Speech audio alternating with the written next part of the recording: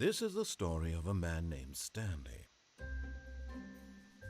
Stanley worked for a company in a big building where he was employee number 427. Employee number 427's job was simple. He sat at his desk in room 427 and he pushed buttons on a keyboard. Orders came to him through a monitor on his desk, telling him what buttons to push, how long to push them, and in what order. This is what employee 427 did every day of every month of every year. And although others might have considered it soul-rending, Stanley relished every moment that the orders came in, as though he had been made exactly for this job. And Stanley was happy. And then one day, something very peculiar happened. Something that would forever change Stanley. Something he would never quite forget. He had been at his desk for nearly an hour when he realized that not one single order had arrived on the monitor for him to follow. No one had showed up to give him instructions, call a meeting, or even say hi. Never in all his years at the company had this happened, this complete isolation. Something was very clearly wrong. Shocked, frozen solid, Stanley found himself unable to move for the longest time. But as he came to his wits and regained his senses, he got up from his desk and stepped out of his office. Wait, Stanley thought to himself. Am I sure that the orders stopped coming in? How is that possible? They never stopped. Surely I was mistaken. No, the orders were still missing. For now.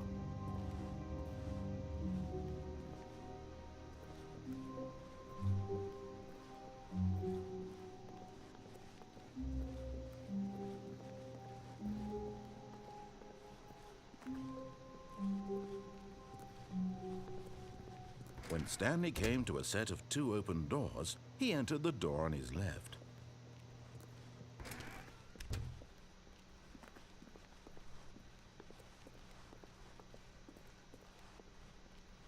Yet there was not a single person here either.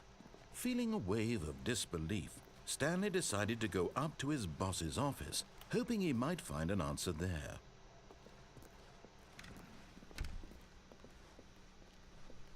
Coming to a staircase, Stanley walked upstairs to his boss's office.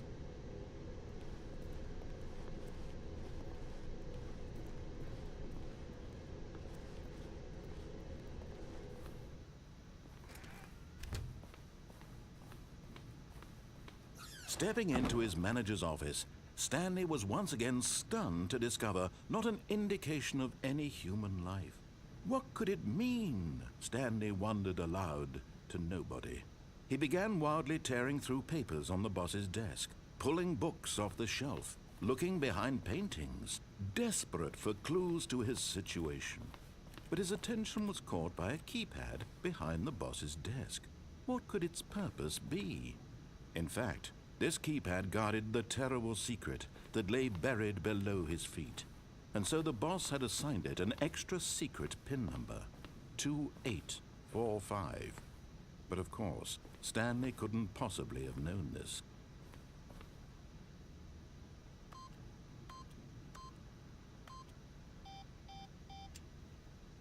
Stanley just sat around twiddling his thumbs. Trying to input anything on the device was useless, since he could never possibly know that the combination was 2845.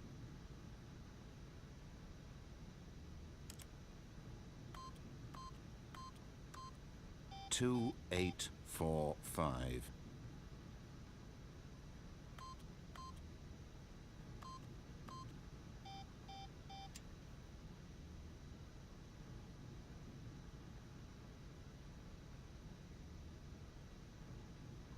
Forgot, but it turns out that the panel's emergency override kicked in, and the door just opened all by itself. And Stanley got the hell along with the story. Well, whoop-de-doo.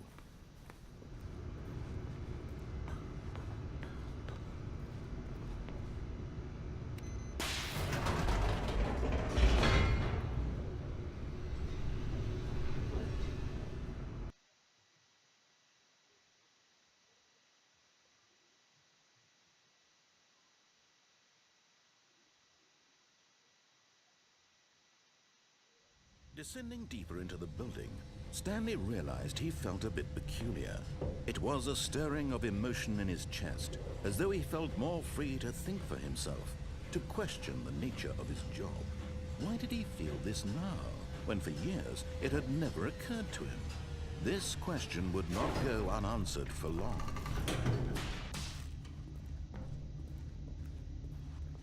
Stanley walked straight ahead through the large door that read Mind Control Facility.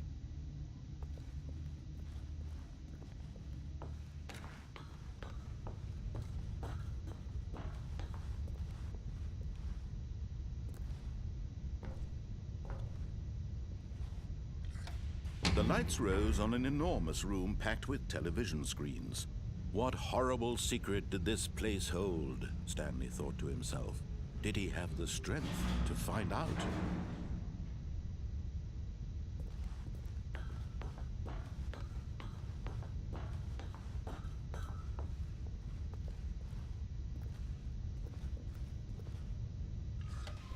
Now the monitors jumped to life, their true nature revealed. Each bore the number of an employee in the building, Stanley's co-workers. The lives of so many individuals reduced to images on a screen, and Stanley, one of them, eternally monitored in this place where freedom meant nothing.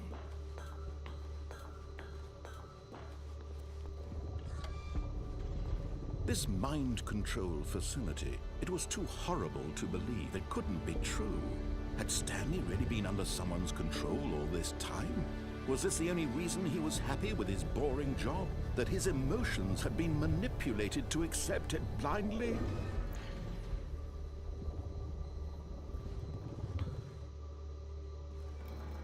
No, he refused to believe it. He couldn't accept it. His own life in someone else's control? Never! It was unthinkable, wasn't it? Was it even possible? Had he truly spent his entire life utterly blind to the world? But here was the proof. The heart of the operation. Controls labeled with emotions. Happy, or sad, or content. Walking, eating, working. All of it monitored and commanded from this very place. And as the cold reality of his past began to sink in, Stanley decided that this machinery would never again exert its terrible power over another human life. For he would dismantle the controls once and for all.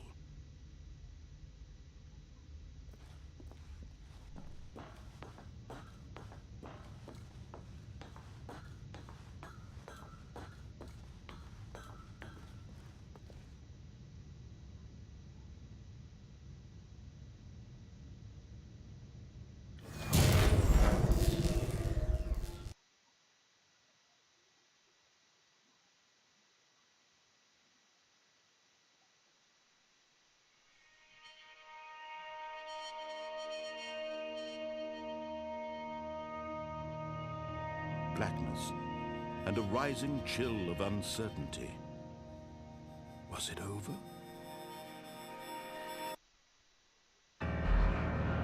Yes! He had won! He had defeated the machine, unshackled himself from someone else's command. Freedom was mere moments away.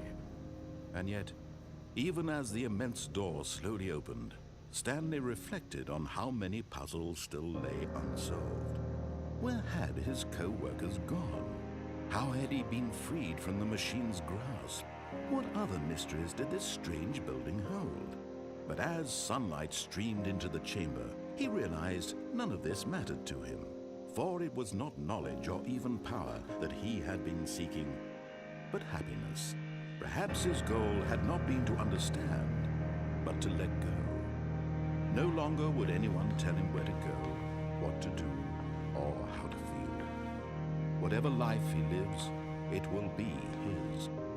And that was all he needed to know. It was perhaps the only thing worth knowing. Stanley stepped through the open door.